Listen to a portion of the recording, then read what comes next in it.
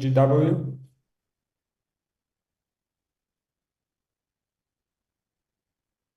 Yeah, I sent them that we are live, test live.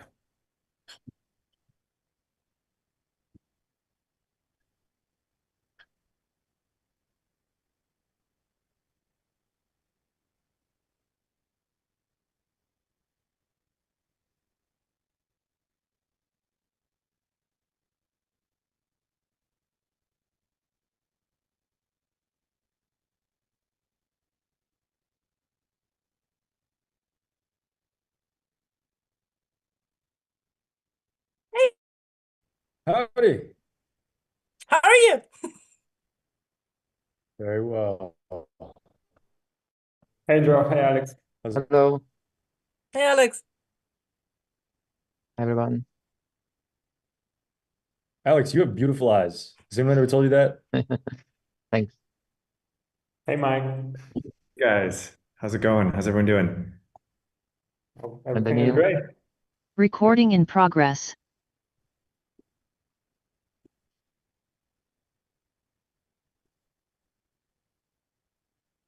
Well, let's do this upcoming hour. Amazing. Yep. So just wait for a couple more minutes while everything join Hey us. guys, how you doing? GM. Hey, we are the only one, I guess. No, there are more people. I see Chris from IO. EIO. Hey, Chris. Hello guys. Hi, what's up? Chris, good to see you. Hi Daniel, what's up? What's up? All good. Perfect. Hi, all good. Hey everyone. Hi Hey, Deepak. guys. Hey. Hi Deepak. Hello, how are you? Fine.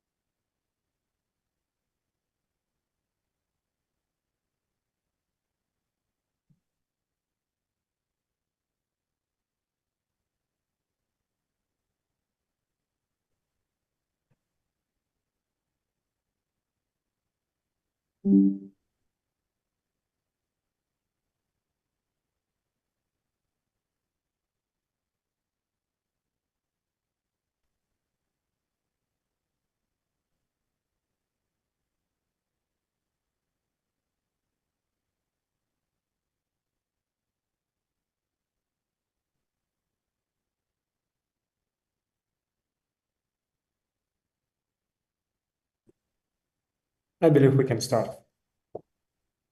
George, is everything okay? Are we online?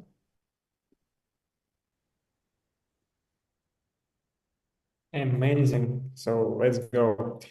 Hey everyone, welcome guys on our demo days. This is the fourth EasyMM demo day and the first one this spring, but more is coming. Anyway, I'm really glad to see you today. Here is Hannah, our co-host. She will help me today. And yeah, like I'm Daniel, CEO of EasyMM. We do market making stuff, provide liquidity, help project to survive and thrive on current market conditions. And yeah, help also projects on pre-TG stage with fundraising, with guiding and connecting with great investors that we have also here today. So yeah, Hannah, mic is yours. Thank you. You know that I love that, to steal the mic from people. So yeah, guys, GM, it's such a pleasure seeing so many new and some familiar faces today. We are really welcome you to our demo day, like as Dan already mentioned, the first in the spring. And we are so excited to hear all the pitches and to get to understand and to find out new, really cool projects within the different verticals. So yeah, I'm Hannah, just to couple of words about me. I'm a representative of InMind and Claimer here. So if you need some help with the gamification or you need some help with the fundraising, you can pin Dan here or me. So yeah, cutting the word shortly, I believe we can start from the pitches. Let me just remind you the short agenda. And by the way, sorry for being glitchy a bit. I don't know what happens. What happened to my camera? So yeah, the short agenda. Everyone, we're having the order here. I will announce the project and the representative of the project who is starting the pitch. You will have up to 3 minutes to pitch your basically your deck and your idea. And then we will have some short FAQ and Q&A part where everyone, like projects, investors, our dear viewers on YouTube or the broadcast can ask the questions. Also, me and Dan are pretty nosy about asking some tricky questions that happen. So yeah, is everyone is here? Your camera is working. Everything is fine. We can start. Guys, give me some reactions, give me some emojis, or just yeah. Oh my gosh. Thanks, Joe. Thanks, Joe. Let's go. Okay, guys. So let's start. Let's start. Today we're starting from the project called Prophet. And I would love to ask you, the representative of the Prophet project, please turn on your camera or unmute yourself and give us some information, give us some hot agenda about you. Tell us what you're doing, what your project is about. And yeah, shut in my mouth, mic is yours. Perfect. All right. Now, I was told to give you guys the PDF of our most recent deck. Is that something that you guys are going to pull up, or is that something I need to kind of Oh, you be can looking share for? your screen. Give me 1 second. That's my bad. I assumed when I sent it over to you guys that you guys were gonna have it pulled up. Give me 1 minute here.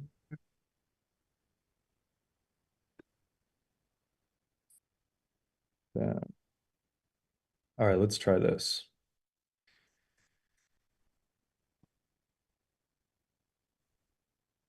Sharing.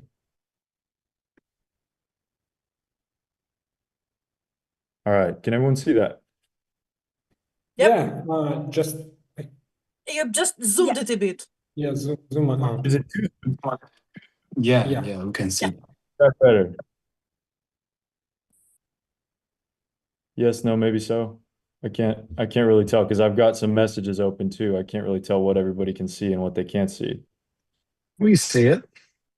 that all right? Great. Okay. All right. Thanks everybody for being patient. Beautiful. Pumped to kick off. My name is Joseph Bjornsson. I'm the founder of Prophet, the world's first AI-powered house. So we are building under 2 assumptions here. One, we believe that AI will soon be better than humans at predicting the future. And 2, current prediction market framework require too many humans, period. So you need humans for market creation, you need someone to take the other side of a trade, and you need humans to settle a market. Until now, Prophet is the world's first single-player prediction market that uses an AI-powered house. User flow, ultra simple. Ask any question about the future. Prophet will generate you the odds of a yes or no outcome. User can pick a side, and Prophet will automatically take the other side of the trade.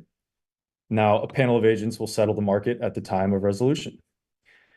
Speaking of market, we know this one is hot and getting hotter, with over 10 billion in prediction market trading volume in the past 30 days alone. Our current cap table. So we actually are pivoting from a pretty deep DeFi protocol called King protocol. So if anybody's ever used EtherFi or any of the other big restaking protocols, you're probably familiar with King. So I'm also the founder of King, and now we're pivoting into something that's a little bit more AI and retail focused, because unfortunately, even though we had around $100 million stream through King protocol to restakers, the restaking industry did not really materialize sustainably. So some of our hard hitters on the cap table currently include Arthur Hayes and Edge Capital, EtherFi, Mark Zeller, and dozens of others. Our team, super proud of everyone that we've put together, but just for the spirit of time, I'll share a couple of the standouts. Enio, our chief marketer, has taken a previous DeFi protocol to over 70 million in TVL. Eric, our risk guy, used to run risk for several different casinos in the United States. And Tati, from a product perspective, she used to lead product at Zapier, which is personally one of my favorite softwares I've ever used. Revenue model, super simple. Early on, especially, we're going to have a pretty hefty vig on market creation. So if you as a user want to create a niche market, you're going to have to pay a premium for that. So that will ensure the house has an edge over the long run. And then additionally, any market that is created and traded on a secondary place on the Profit platform will have a 2% transaction fee. We are raising a seed round now, raising a clean 5 at 30 million, safe with a token warrant. And best case scenario, exit strategy, we take a big piece of the pie, and Polymarketer Kalshi just decide to buy us.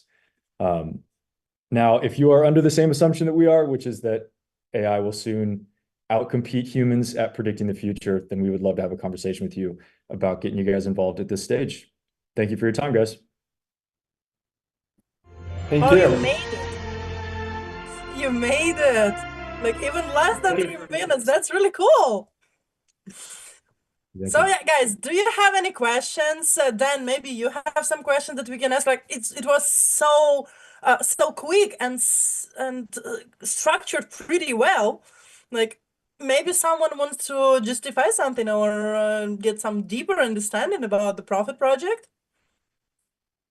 Sure. Actually, yeah, I have some questions for you, Joe. I really like the premise. It makes me think of like when like chess players and humans like came into alignment and became like the ultimate chess players, like the average person and the average AI like outmatched like yeah, experts on either side. But how do you deal with like adverse selection in terms of, you know, if one person shows up and makes a bet against AI, and AI is always there to take the counter, presumably they're coming with, are they potentially coming with information asymmetry, and are you going to be able to attract market makers to fund this? Yeah, that was so that's reaction. Oh, that's absolutely that is essentially the biggest problem that we're needing to solve. So a couple thinking about that. Number one is that we're going to have a little bit of FOMO in the first round of just like closed tranche. We'll have like, let's say 50K up for grabs. Like the house is funded with 50K, you know, we're going to onboard 500 people that can actually use this. So we're going to limit Sybil attacks, limit potentially insiders. And the other piece about the insider information asymmetry is we're going to have pretty small bet sizes, especially at the beginning, while we sharpen the actual engine. And so an Apple executive or someone who has insider information is probably not going to come in and try to make $20, right? Typically insiders they're not going to waste their time making small amounts of money.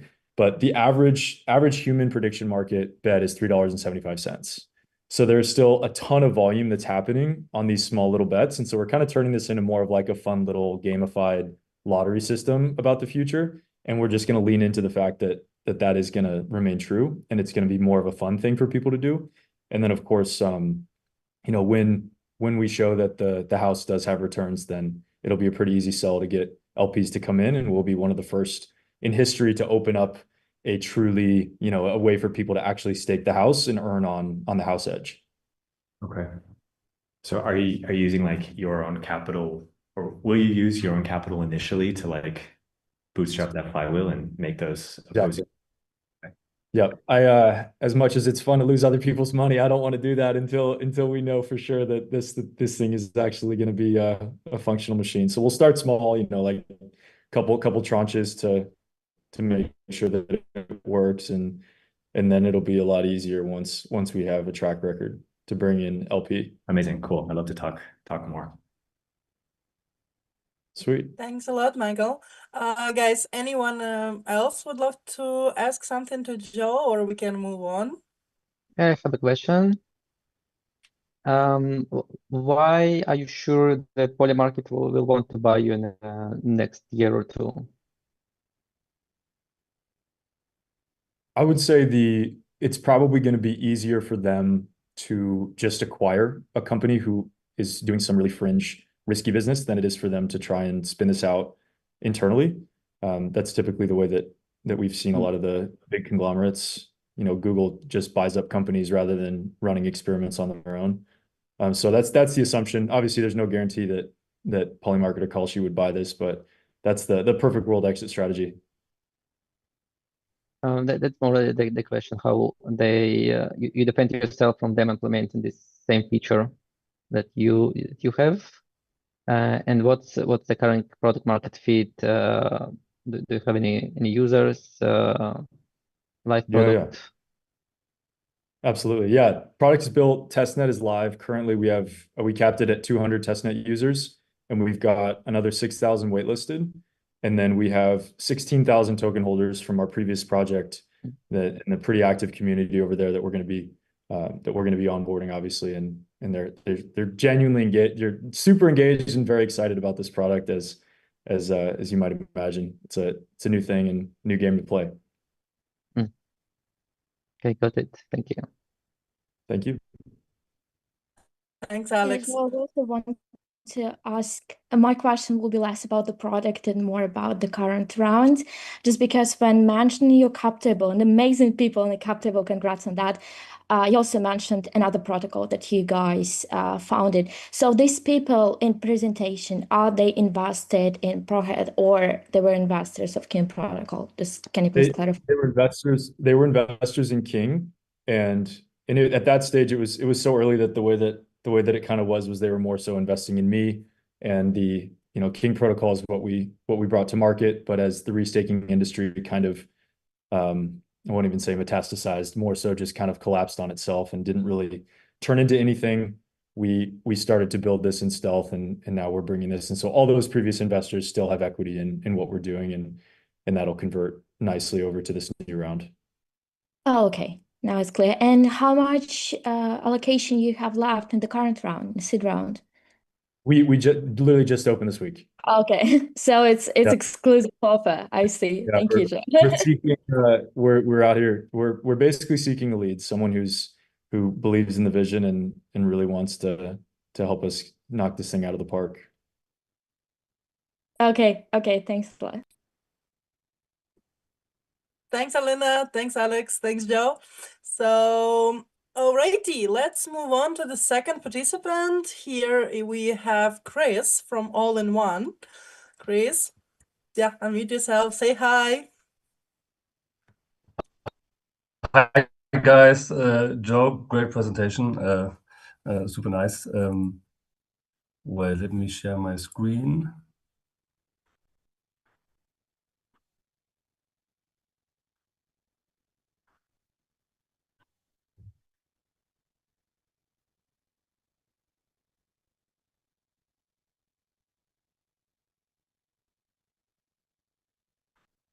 Do you see my screen? Do you see everything? Is it working? Yeah. Good. Perfect. Let's go. Hi guys, I'm Chris from All in One, CGO, co-founder, and we are an all-in-one crypto payment gateway for iGaming. When you take a look at the problem is each transaction on chain, a pay-in or a payout equals one footprint on chain. You pay gas fees every single time.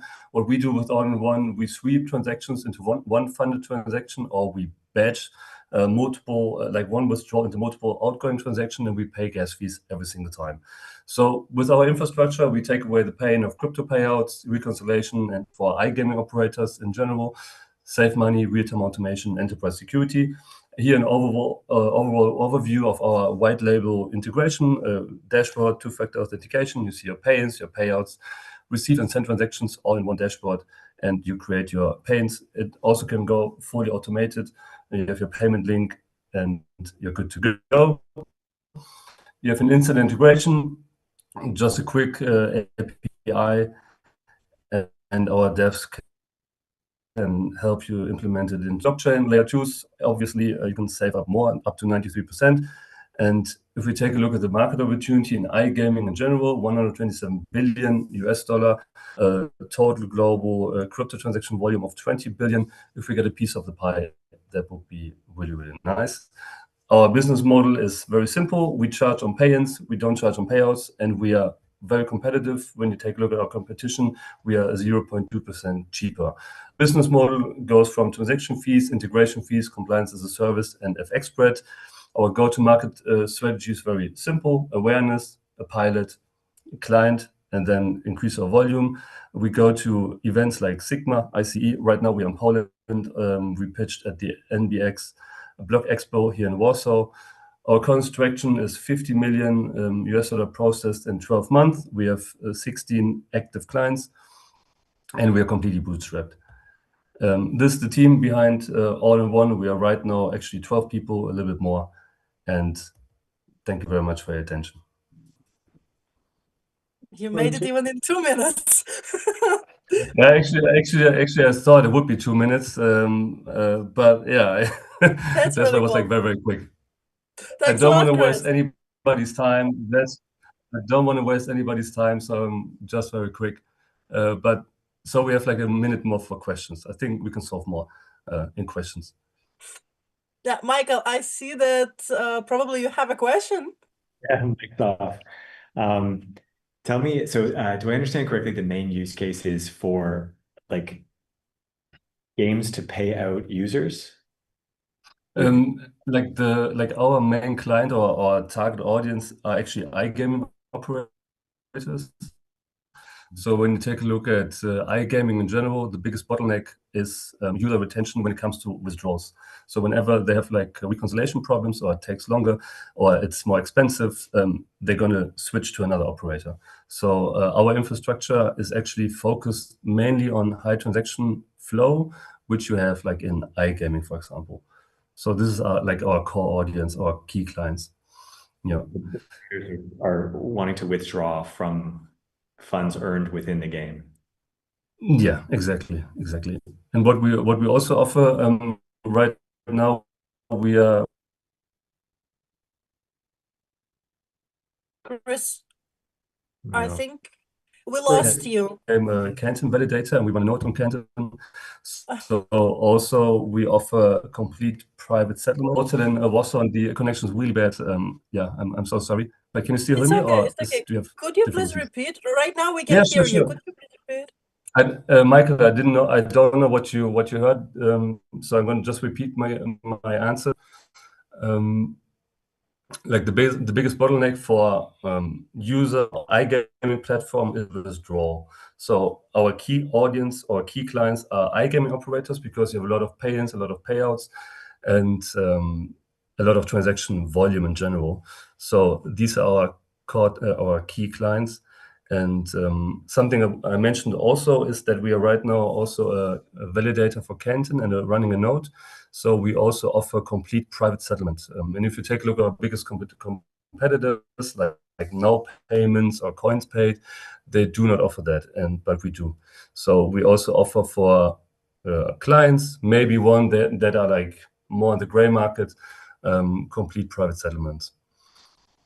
Yeah, we are completely licensed. We have a VASP license, and we are right now going for MiCA, so we are completely compliant. And also we work with a partner we are very compliant as well. Thanks a lot, Michael. Guys, anyone else would love to ask some questions to Chris, or? Yeah, I actually would love to ask one. In terms of building your partnerships network, do you guys provide any API solutions? As if like if someone approaches you, you're willing to have a white label solution built under your framework that you combine sure. all the transactions in bunch. Have you thought of that already? Yeah. We do offer an API integration with webhooks, white label solution. Yeah, sure. We do that. That's nice. Good to know, because I think not just the iGaming, but in Web3 in general, in prediction markets, this should be useful. And I mean, I haven't myself yet seen anything like that would be batching these transactions. This seems quite simple, but in fact that's really needed on the market, at least I think so. Thank you. Yeah, thanks, Adam. Have more like a feedback. Sure, Alex. Please go ahead. So, Chris, really interesting product and good traction. But I think then you have 3 minutes. Try to use 3 minutes and not rush it, because when you presented, I wasn't able to follow you. You was doing it so fast, and the slide was running. And try to organize your time a bit so we can also follow your pitch.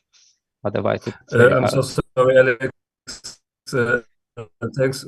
Yeah, I'm so sorry. Thanks for the feedback. I think it was due to I did do a couple of pitches at Sigma events, Sigma Malta, Sigma Rome, and also here at MBX, and it was always 2 minutes. Like I always had to do it in 2 minutes and 3 minutes questions. So I think I just got used to run through it in 2 minutes. And but thank you very much. You are right. I was rushing through it very much. Thanks, Chris. Thanks, Alex. Guys, really interesting project you're building. I do have a couple of ideas already, so would love to speak regarding the partnership and connection there. But yeah, let's move on to our next participant. We're Right. having Orbit here. Hey. Hi, everyone. Hi, my GM. name's Orion. Hey, Ryan.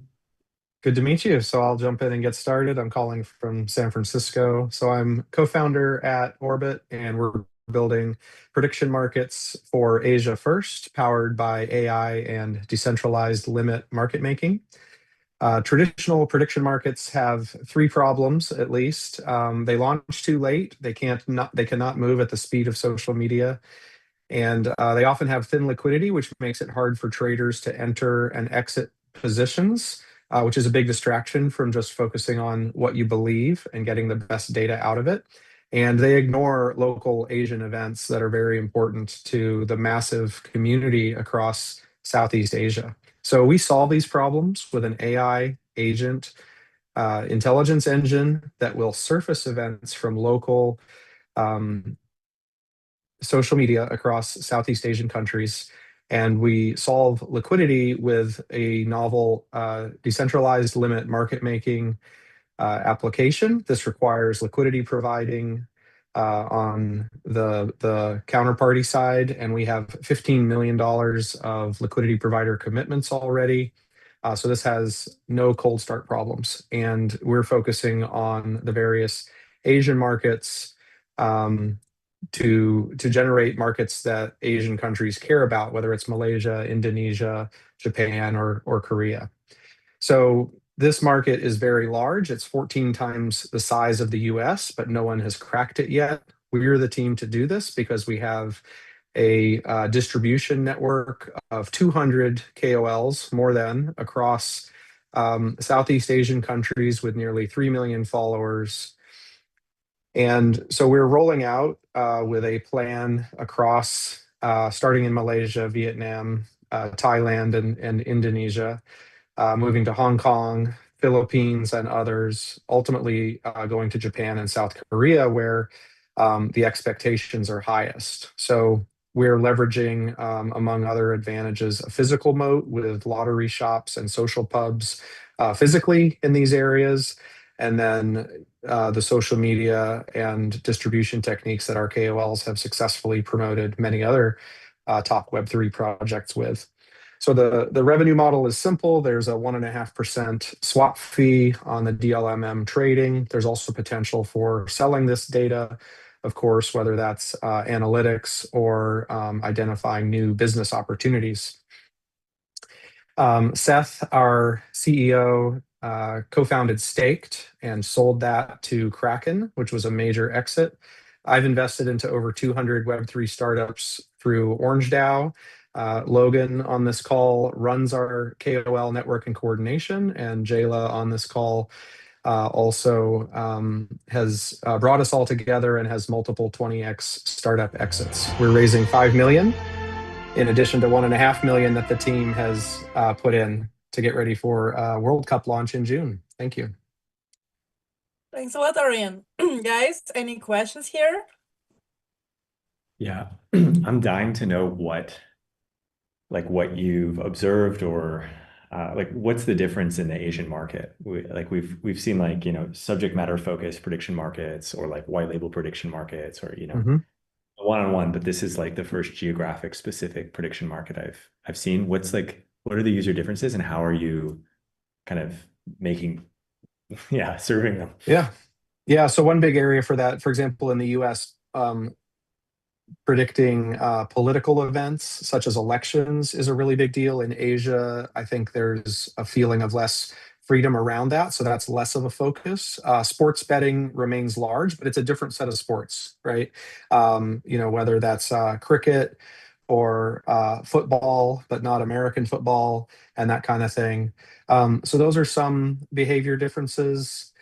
And then it can be specific social media for each country, whether it's the next K-pop album that's going to hit a certain traction level and that kind of thing. So there's the diversity of local events. I think we're still learning through experiments with our closed beta of how the behavior is showing up differently otherwise. Okay, cool.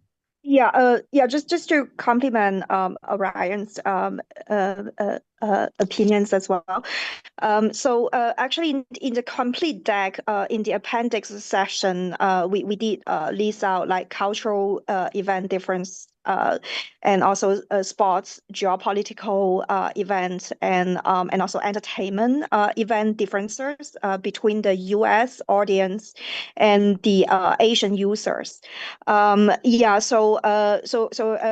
instance, political events are kind of emotionally charged in the US, and whereas in Asia it's typically quite a sensitive topic, and there are certain jurisdictions like Taiwan and Philippines which are quite focused, are quite interested or keen for people to bet on election event, but those are not common in Asia actually. And also because we are run by the AI social intelligence engine, we actually pick up this event based on what people are discussing and talking about, the trending events on social media. So that allows us to run highly localized and highly culturally curated events extremely fast, and be able to pick up those signals at very early stage and to launch those events into stage 1. And once the event gets sufficient liquidity provider, it then launch into stage 2, which is free trading.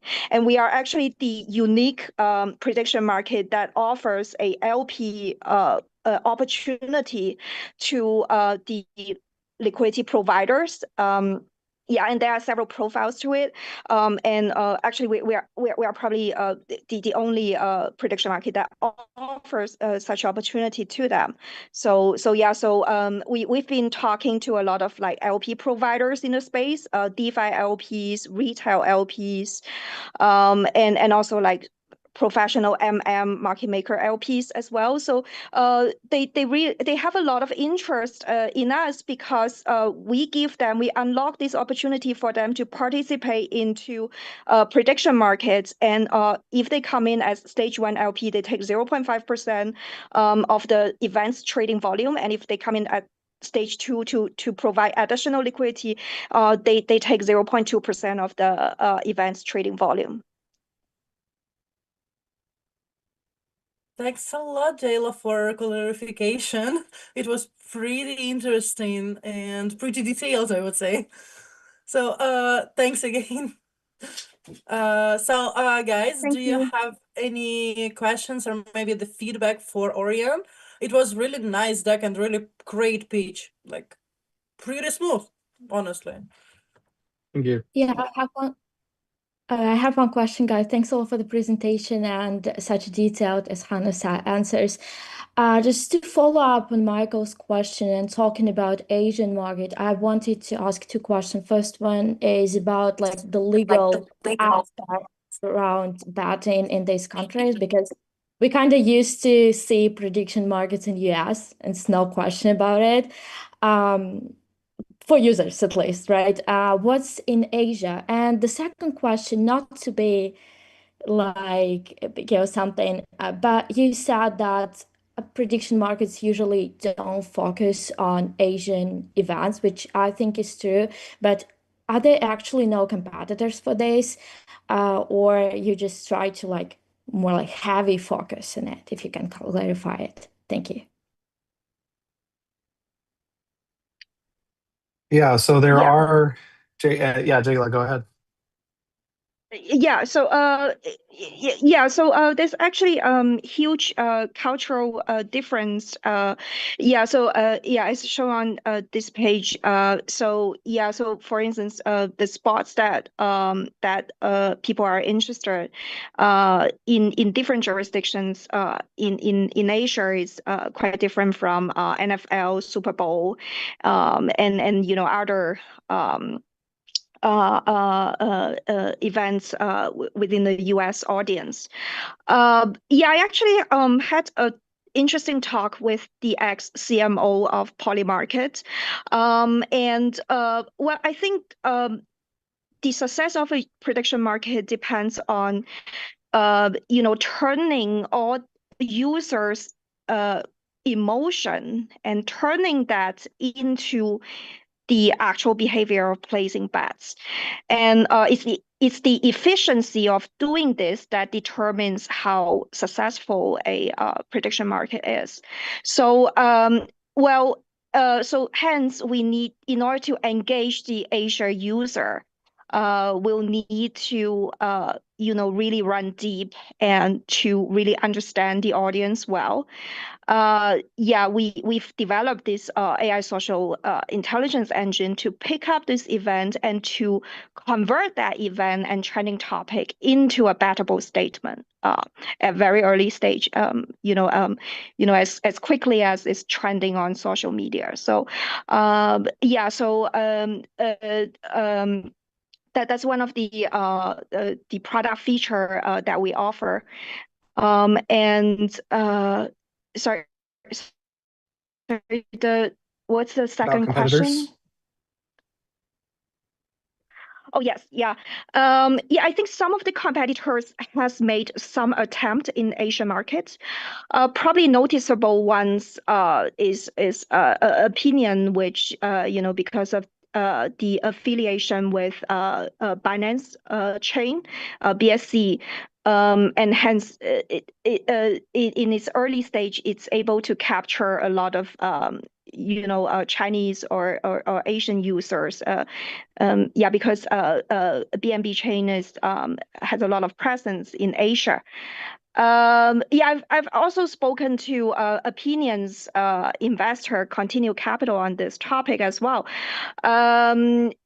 Actually, Continue Capital advised them to really dive in Asia and stuff. But I think maybe the team's ambition is they've already launched their token, and they probably want to be the first one to get there, and they really want to move some Polymarket events onto BNB chain. So I would say they had some attempt to target Asian market, but we would I would say we are very focused and I think the world's 50% of the world's smart wallet address is in Asia. Interestingly, Kalshi has eaten up a lot of market share in India. I think because of cricket and also some regulation change in India. India is actually ranked number 3 in terms of most popular, by ranking for Kalshi. So it's the number 3 population jurisdiction for Kalshi. So that shows the sheer size of Asian market, and we do want to really put our time, effort, and go to market focus in this part of the world, and we really just want to dive in and run our markets and events in this part of the world. Ryan, did you have anything further to No, that's add on? Yes. Yeah, thank you. Thanks I a would love lot. to other thing. I'm really curious why do you emphasize the soccer cup? Is it the summer soccer cup since you're expanding to Asian markets? Like I used to run a go to Asian market company, Japanese go to Japanese market specifically. And coincidentally, I mean, we had a couple of projects that have been really into soccer, and there were two game fights. But except for the Japanese market and the Thai market, wasn't much of a success. I really wonder why do you have this World Cup selected as a something unique for them? As the first question, and to extend Alina's question in terms of legal, like I believe you know that being legit is not enough in this region. Having a reputation and being represented by somebody who is an let's not say idol, but a reputable entity or an influencer. I mean, not just the KOL, but I mean the superstar is usually crucial. Do you have anything like that in mind or maybe implemented already? Yeah, so I'll attempt to answer your question first. Soccer, yes, based on our survey and conversations with community leaders,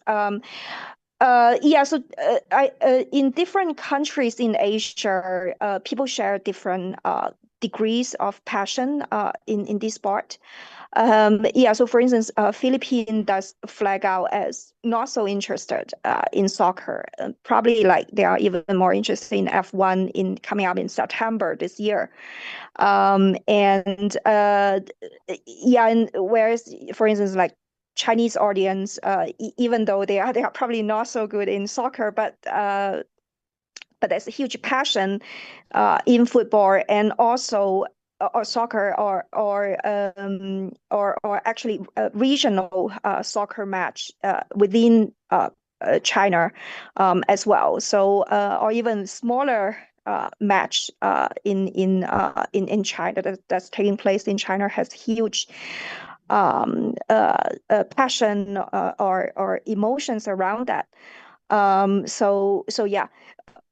That's the first question. And the second question is, yes, KOLs or KOCs are very important in terms of engaging the user and turning that emotion into bets on our platform.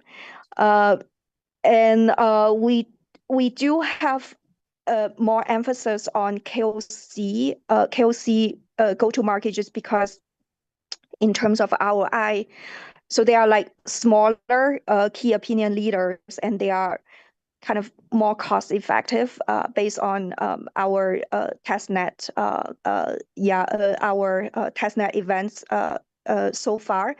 We've just rolled out our closed beta testnet last week. So we do put in a lot of emphasis on KOC strategy right now, and yes, and I guess coming up there will be more major sports event and also like presidential election coming up in like Philippines and other parts of Asia as well.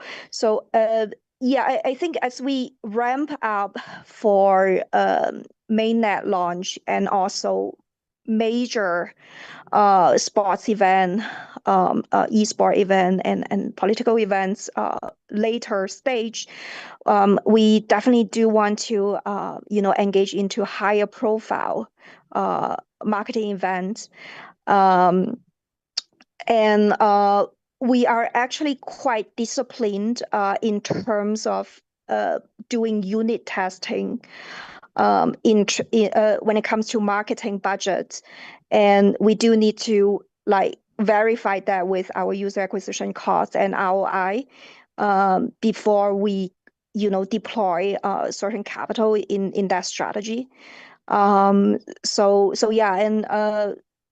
yeah, I think Polymarket is extremely efficient in terms of online marketing. Yeah, based on feedback that I gather from investors that participated in that earlier bridge round and stuff like that. So, but yeah, I think for our strategy in the region, to start with, we do emphasize a lot on KOC, and going forward, we do anticipate higher profile marketing strategies being rolled out, and also sponsor like small amount of sponsors on like social pubs or bars in the region, because people typically go to pubs to watch a sports event and stuff like that. So yeah.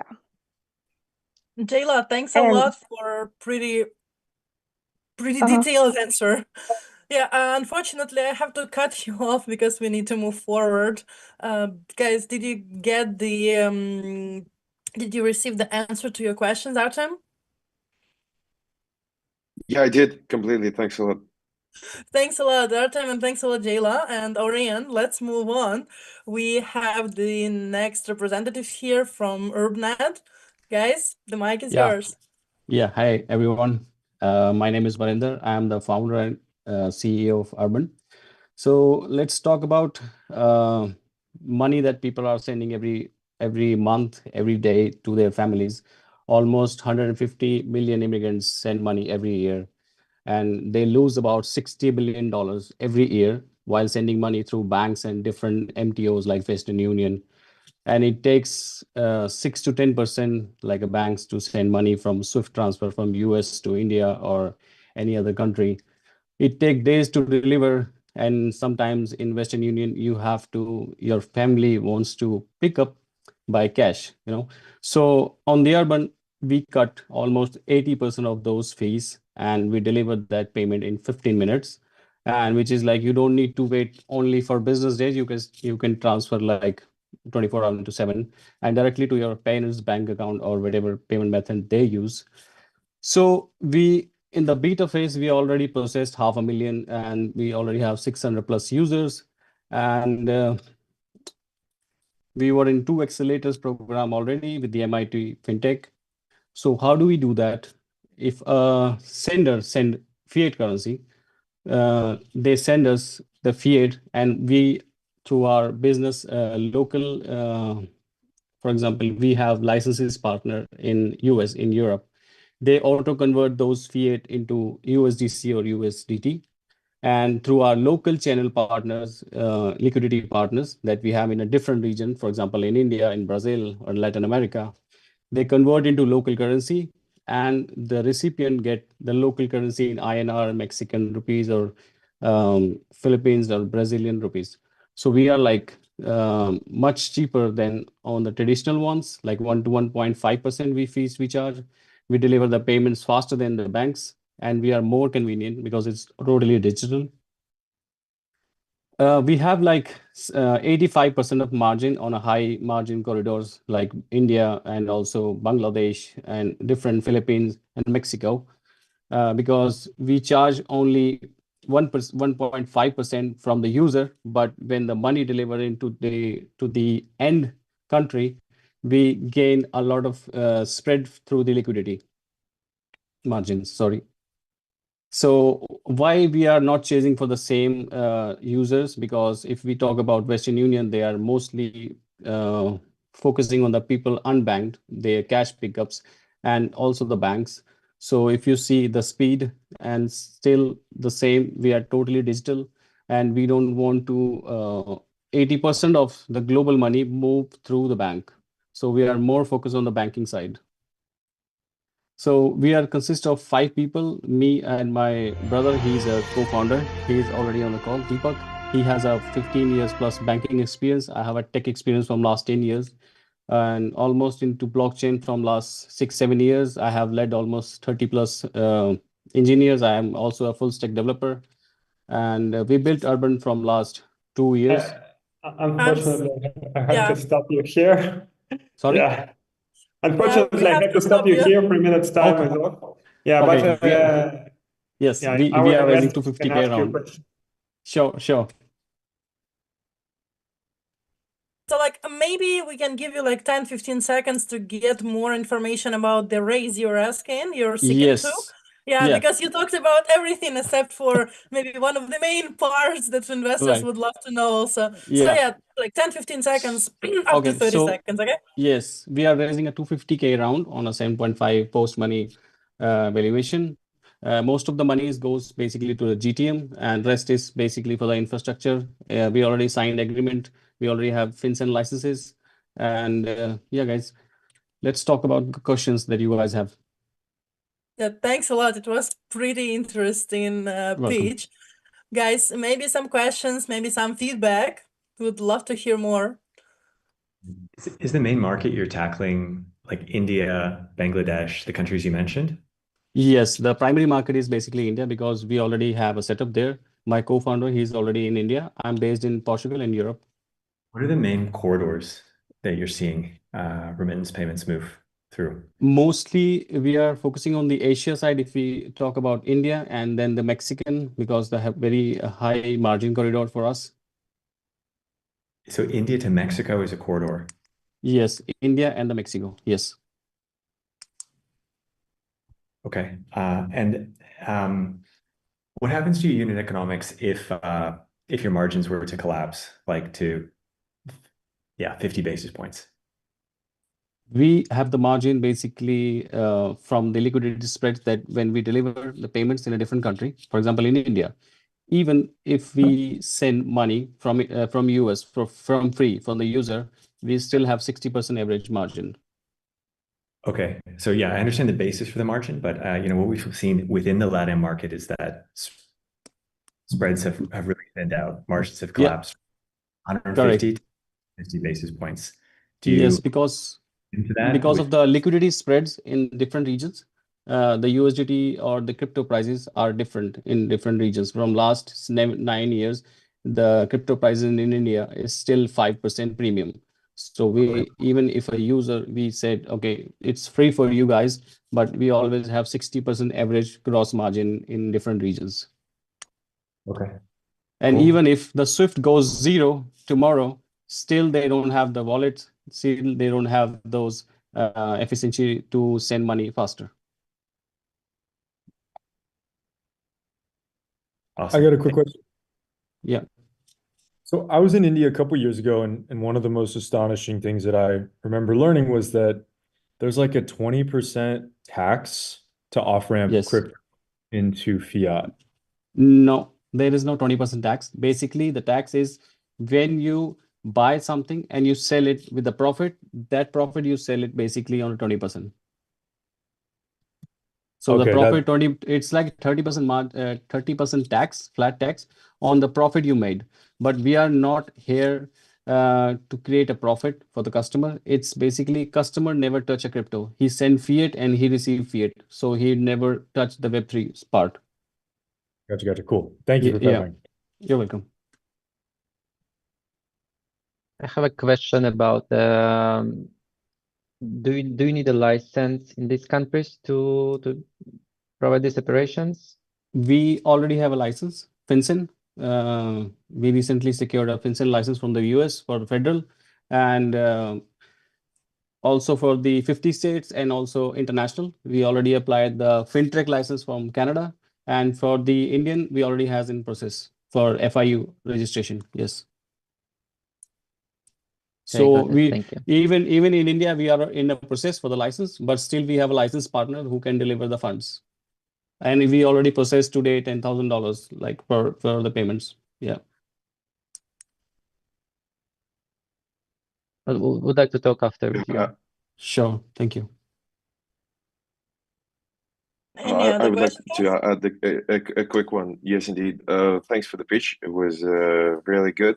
Yeah, But the only thing I was concerned is that you only mentioned the, let's say, more conservative ways to send money to the originate countries of the workers, like Western Union and the basic IBAN payments. But do you consider Revolut, Wise, and some neobanks that are growing day by day, like Virex, UPay, and many others that do offer something similar? How do you outperform The them? the thing is, we also provide virtual bank IBANs for the user who is basically in the US and he wants to send money to, for example, Africa and Nigeria. So we'll give them a virtual bank account on first party because we already have the partnership. Basically, it's a Stripe company. I mean, on the back end, it's acquired by Stripe.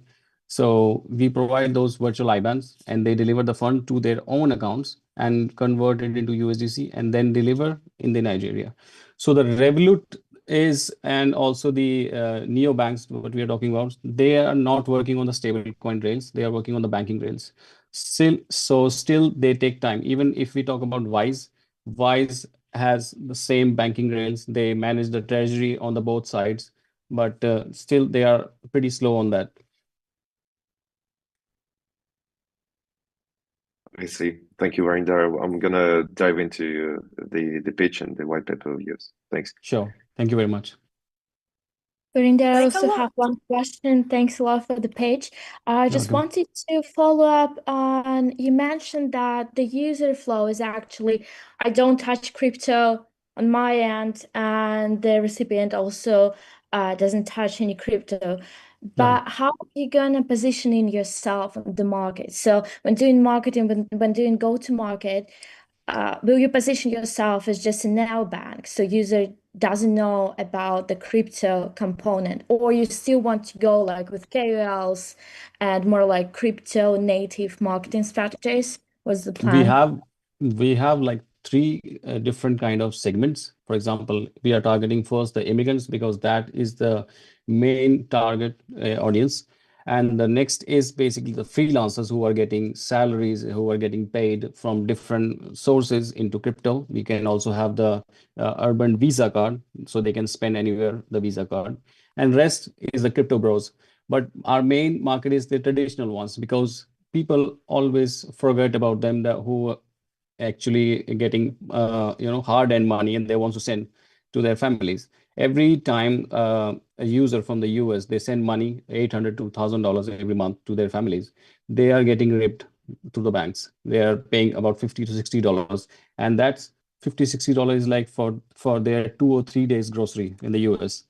So we are more focused on the traditional side, So that's the reason we are focused on the immigrants first as a traditional application, fintech application.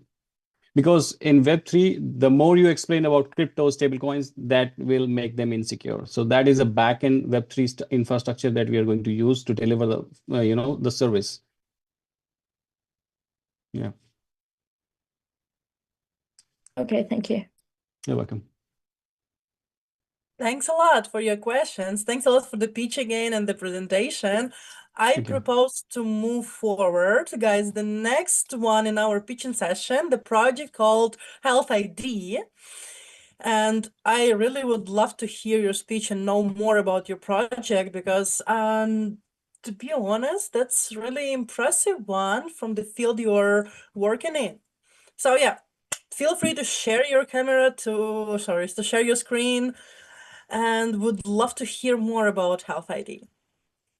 So I think Yudi's going to share the presentation and I'll get started. Perfect. Hello, everyone. I'm from Health ID, the proactive preventative health co-pilot. We drive each member towards their individual health mastery.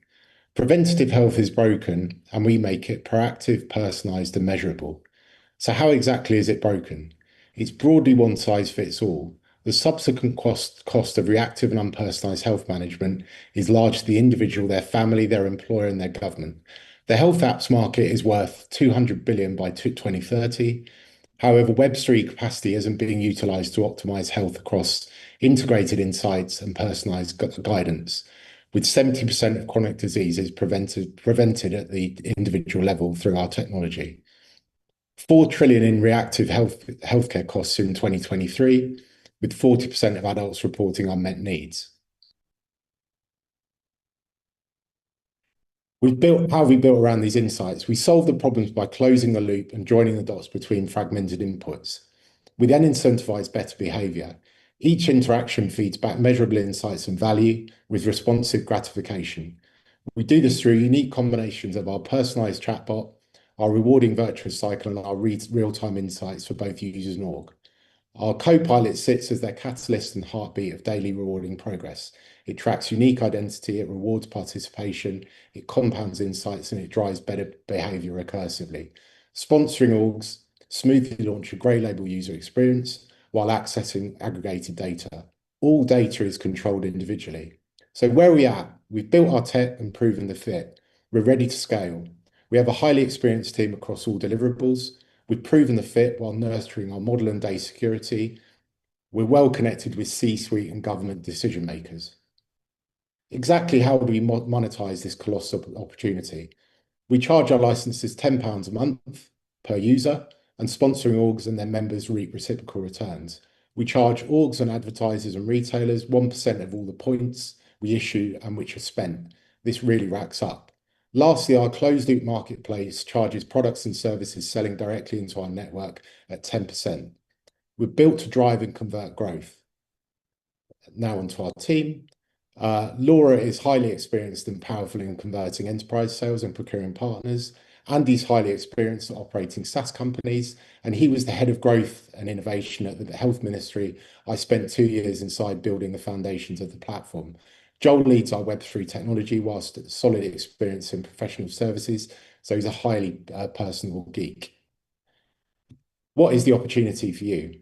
We're offering 20% of the company for the resources required to expand our enterprise sales, client operations, and deeper Web3 innovation in the US market.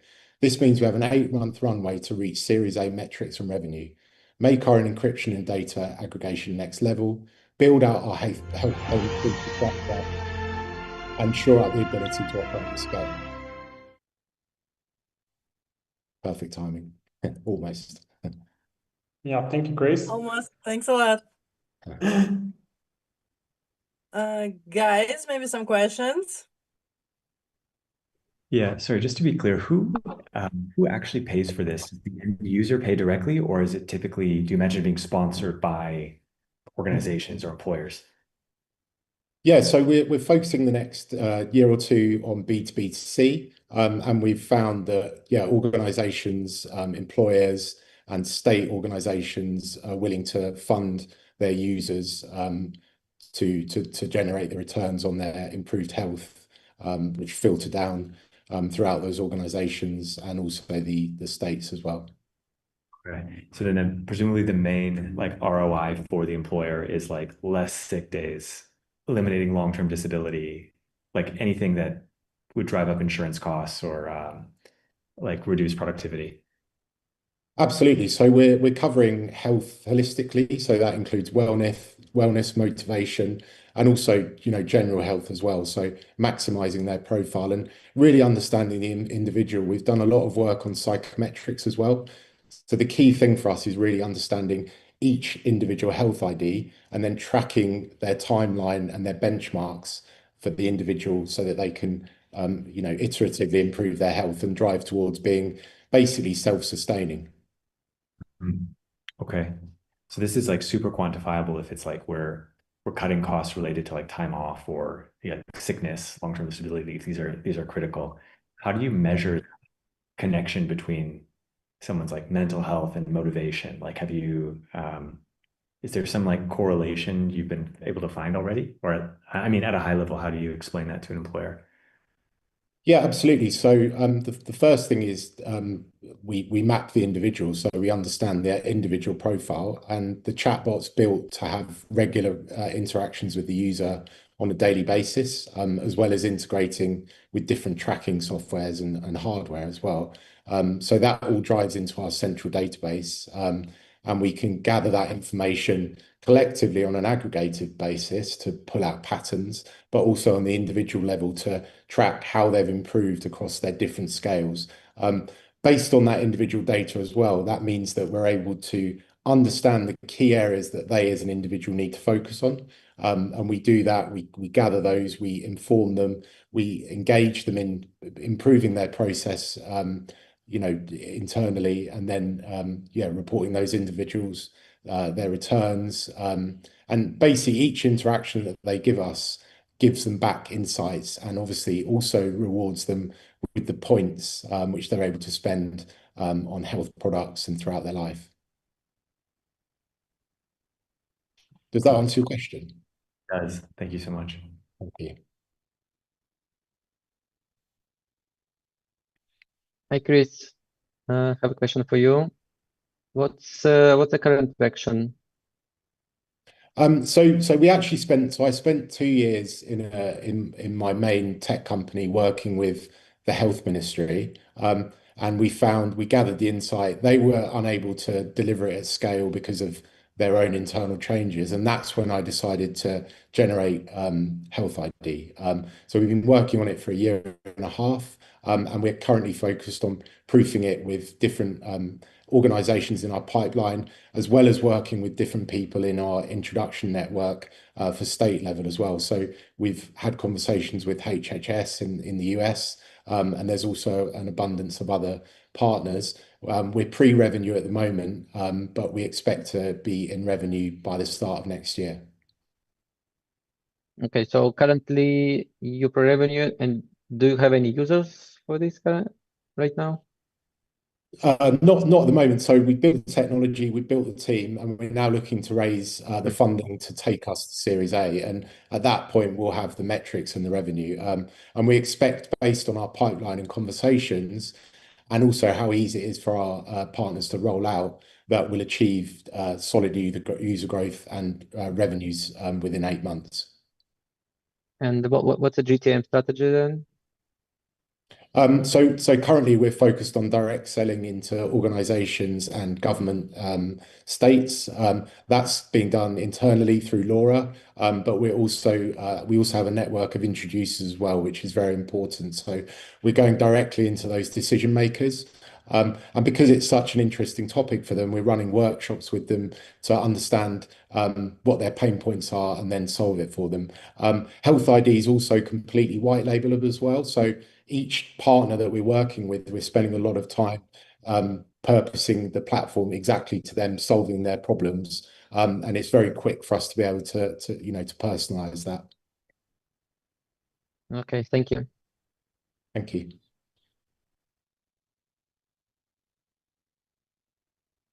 Hey guys, so any more questions or we can move forward? Thanks a lot, by the way, Christopher, Alex, Michael, for the questions and then the answers.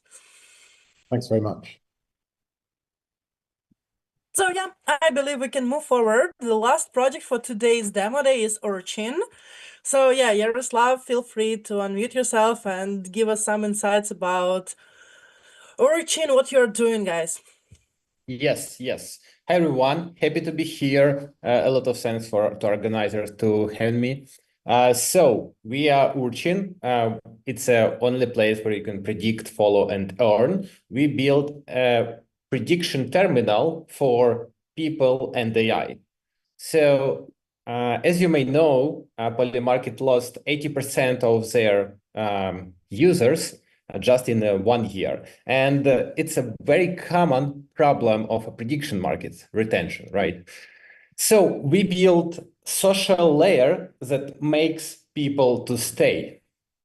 And we work together with Mysten Labs, it's a Sui blockchain, Deepbook, and a lot of other system level protocol on Sui, just to deliver this layer and to show Sui excellence itself. Besides that, we are shortlisted in DeFi Moonshot program in Sui with 500,000 incentives for each project. So our main feature, 2 main features, it's a copy trading where you could follow your expert, KOL, and etc.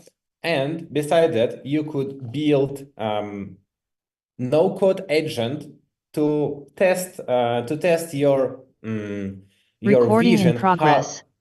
To test your vision, how you could predict scenario in football, in politics, in crypto prices, and etc.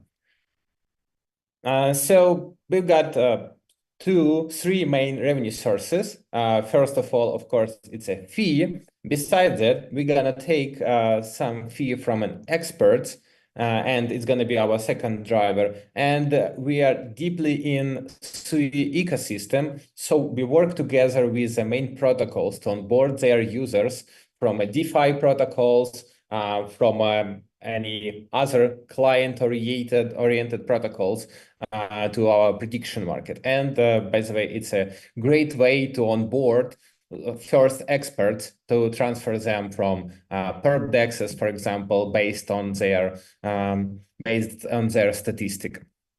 Few words about team. I'm Yaro. Got deep technical experience in different areas, blockchains and etc.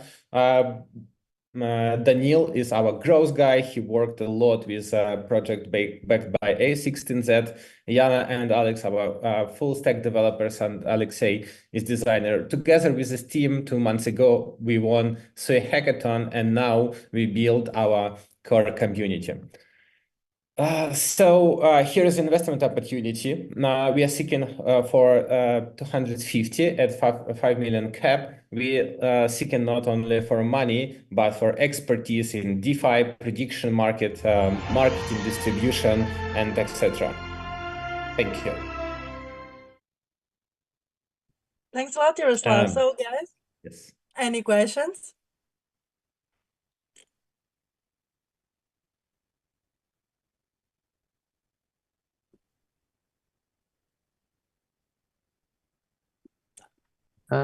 Maybe a small question. Why you picked SUI as a blockchain?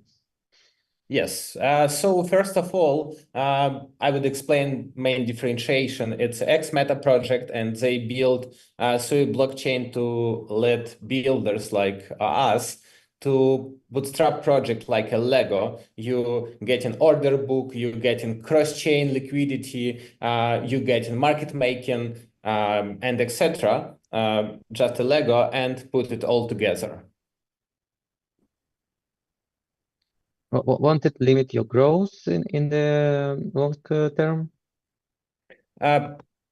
Basically, it's a great question. From one perspective, it could be, but with the right traction, we could work directly be in very deep partnership with CEO of these protocols, and we build them together. And based on our users' feedback, we could change these protocols and expand it.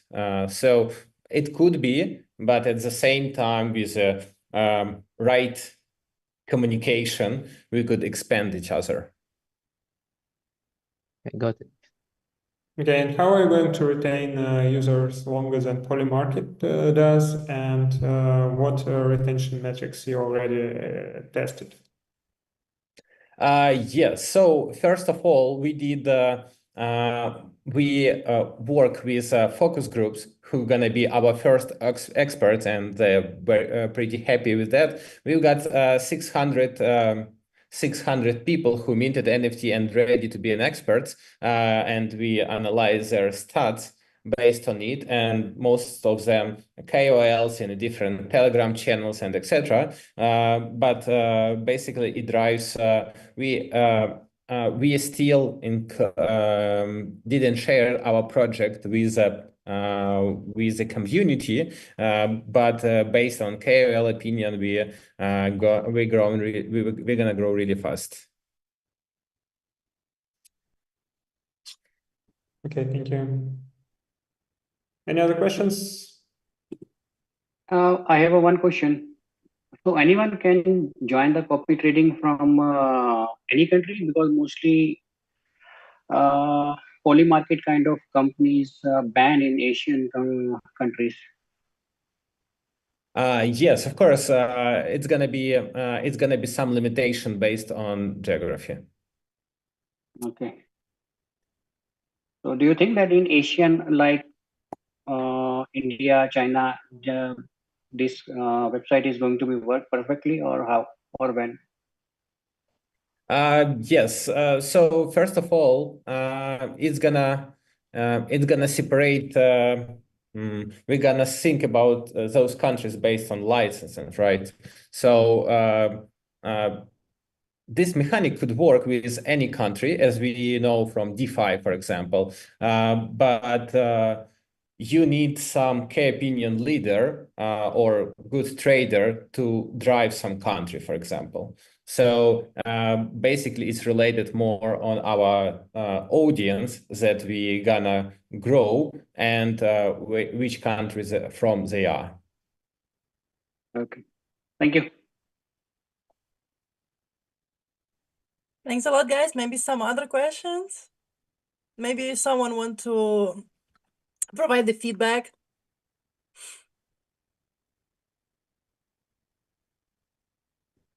Alrighty. So thanks a lot, Yaroslav, for sharing the pitch and meeting us with the Urchin project on Sui Protocol.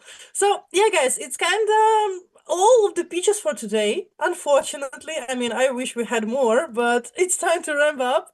We had today 6 amazing projects. We had really great investors and this like venture capital firms. And we are really grateful for all of you for participating and sharing the insights, asking and answering the questions. And we would love to see you soon and talk with all of you personally to find more synergies together. So yeah. Yeah, thank you guys. I already had some requests for intro chat with investors, and our team will do it as soon as possible. So all pitches today were really great, and especially thanks for our investors for insightful questions. So yeah, it's like we do it every month. Who watch our streams online on YouTube and X, don't forget to follow us. And also follow projects that you are interested in. And if you need any intro, just DM me or anyone from EasyMM, and we will create chat for you with any team you watch today. So thanks again. Thanks for this 1 hour, 15 minutes, and have a great rest of the day. Bye-bye. Thanks a lot, Thank you, guys. Have a everyone. great day and see you Thank you, soon.